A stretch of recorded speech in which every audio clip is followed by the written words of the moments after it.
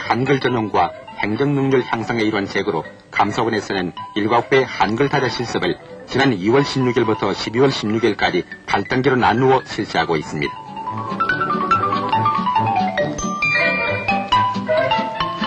이에 대해 감사원 총무과장 최경호 씨는 사무처조는 409명이 최소한 4급 정도의 능력을 구비할 목표로 일과가 끝난 이후 타자기술 교육을 습득해서 자기가 기하는 공문서는 적어도 자기 손으로 신속히 처리함으로써 예산과 시간을 절약하며 업무의 능률을 증진할 수 있도록 노력하고 있다고 말했습니다.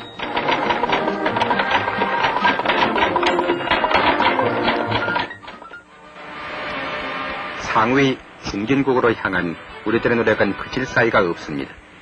철도청은 이번에 국제개발은행 차관에 따라 새로 70량의 화차를 제작하고 인천 공작창에서 그 출창식을 가졌는데 시속 100km까지 달리는 50톤급의 이 대형 화차가 72년 3월까지 2,330량이 생산되면 2,400만 달러의 외화를 불어들이게 됩니다.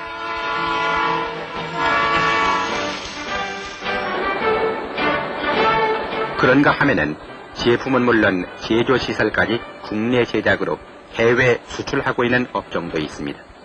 형광등의 경우 제조시설을 완전 국산화하는 데 성공하고 태국을 비롯한 동남아시아 일대 수출은 물론 기술 제공도 하고 있습니다. 동부 조명공업회사에 의해 실현을 보게 된 이 형광등 수출로 해서 수출업종이 또 하나 늘어났는데 이것은 약진 한국의 끊임없는 전진을 말해줍니다.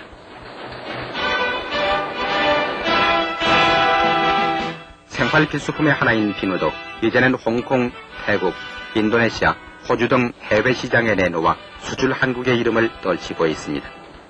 동산유지의 경우를 보면은 홍콩 지역에 100만 장의 비누를 전혀 수출한 데 이어서 올해 400만 장의 수출을 서두르고 있는데 천연색 사진에 든 투명 비누가 해외 시장에서 크게 인기를 모으고 있습니다.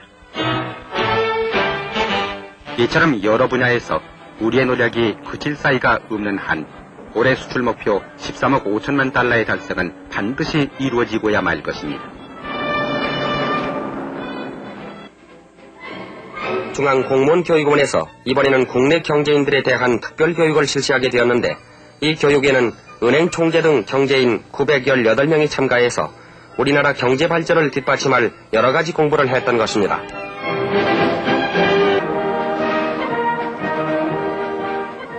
(8.3) 경제조치 1주년을 맞이해서 해완선 경제기획원 장관을 비롯한 경제장관들은 그동안의 경과와 앞으로의 방향을 밝히면서 올해 경제성장률은 3차 5개년 계획의 8.6%를 훨씬 넘어선 12% 이상이 될 것으로 전망하고 국민 경제 안정에 무엇보다도 힘쓰며 건실한 국내 자본시장을 육성하는 데 힘쓰겠다고 말했습니다.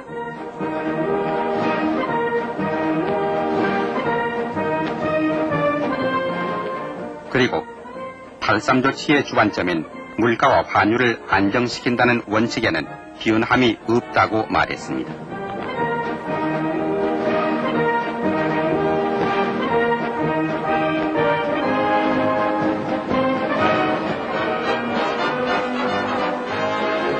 지난해 8월 3일 경제안정과 성장을 위한 특별조치가 내려진 후로는 자본 유통이 활발해져서 기업과 생산의 활력소가 되었습니다.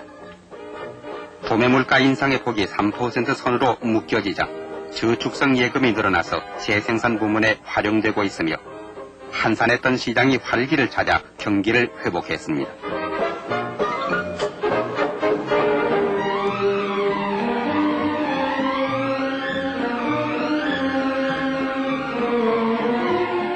뿐만 아니라 농가 공산품 등도 생산이 늘어났고 위축됐던 수출이 활발해짐으로써 누구나 쉽게 일자리를 구할 수 있게 됐습니다. 사채에 시달리던 기업에 새로운 힘을 내게 한 사실은 8.3 경제조처의 성과가 아닐 수 없습니다. 문을 닫았던 공장이 다시 연기를 뿜고 생산에 박차를 가하게 된 것도 8.3 조치 1년의 성과이며 결국은 이 조치로 해서 모든 국민이 실질적인 혜택을 받게 됐습니다. 이제 우리는 번영의 80년대 초를 향해 중화공업시대의 개막을 선언하고 분주하게 일손을 움직이고 있습니다. 부산 시민의 수건이던 구덕 실내체육관이 착공 5년 만에 개관됐습니다. 5,000명을 수용할 수 있는 이 체육관은 농구, 배구, 정구, 복싱, 체조 등 11개 종목의 경기를 할 수 있는데 이날 개관식 기념으로 체조, 농구, 배구 등 여러 종목의 시범 경기가 베풀어졌습니다.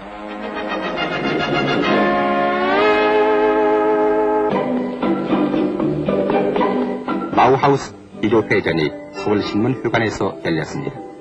이 전시회에는 주로 실내 장식품으로 종합미술이라고 볼 수 있는 회화, 조각, 공예 등이 많은 관람객들의 시선을 모았습니다.